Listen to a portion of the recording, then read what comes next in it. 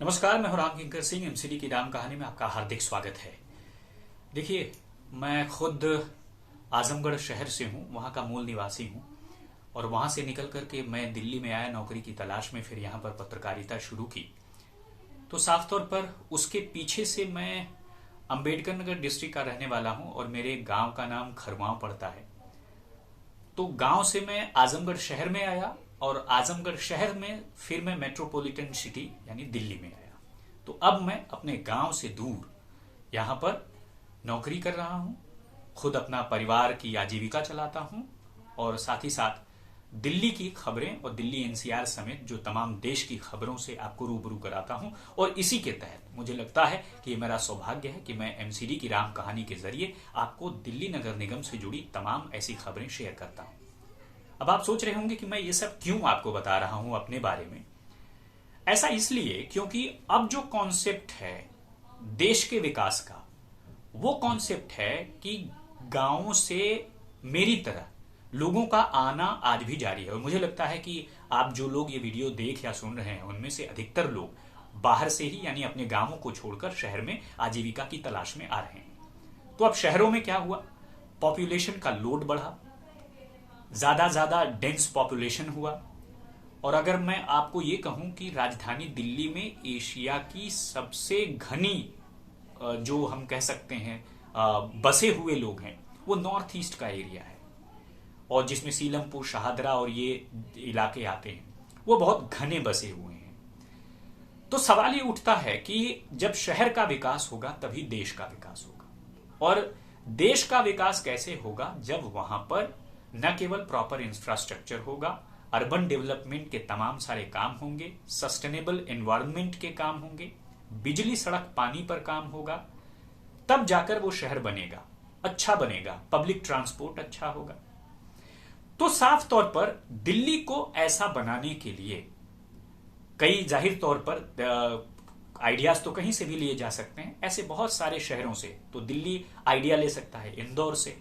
तो ऐसा क्यों ना हो कि विदेशी शहरों से और साथ ही साथ अलग अलग देशों के जहां पर कॉरपोरेशन हो या सिविक एजेंसीज हो, वह अलग अलग आइडियाज दें।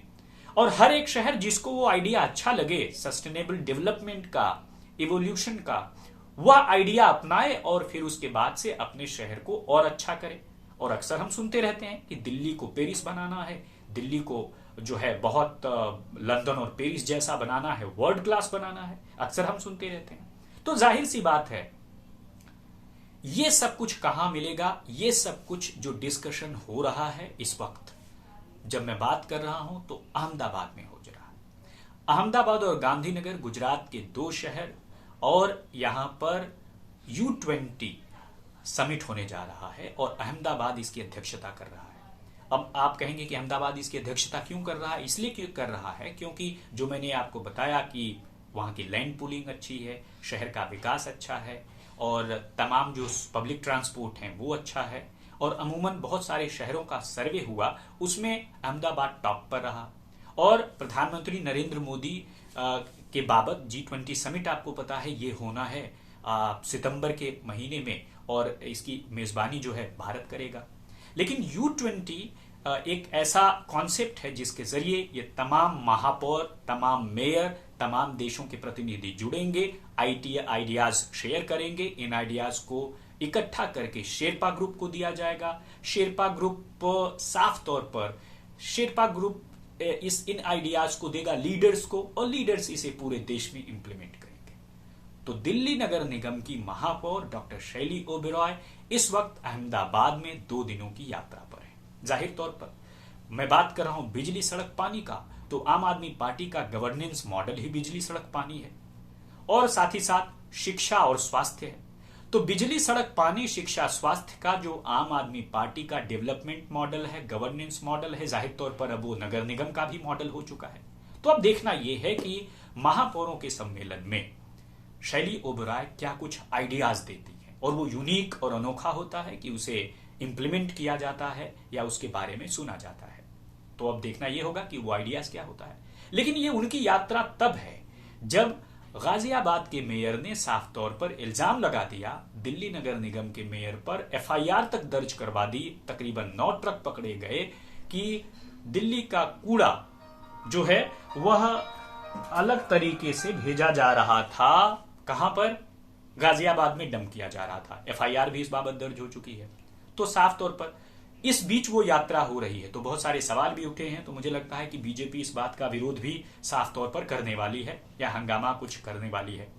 लेकिन साफ तौर पर है कि सस्टेनेबल डेवलपमेंट या सस्टेनेबल एनवायरनमेंट, ये जो सारी चीजें हैं, इसमें जो आइडियाज आज होंगे वो डिस्कस होंगे अहमदाबाद में। तो देखना यह है कि क्या कुछ आइडियाज वो देती हैं और कौन से आइडियाज इंप्लीमेंट होते हैं और आखिर क्या कुछ उन आइडियाज को लेकर के आने वाले दिनों में होता है। तो साफ तौर पर G20 समिट तो हो ही रहा है, लेकिन U20 समिट के लिए महापौर ने जो है पूरी तैयारी कर रखी है। अब देखना यह है कि वो क्या कुछ जो है अपनी पॉलिसीज के बारे में बताती हैं या फिर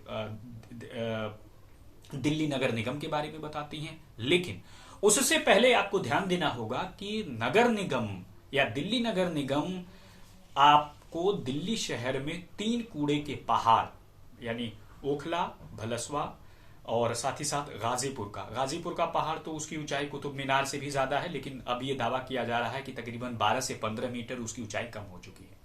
तो ये राजधानी के जो 3 कूड़े के पहाड़ हैं वह साफ तौर पर दिखाते हैं कि इस तरह के जो समिट हैं उनकी जरूरत सालों सालों की नहीं है, कम से कम महीनों की है कि हर रोज कुछ न कुछ दिखाई दिया जाए और हर रोज कुछ न कुछ किया जाए।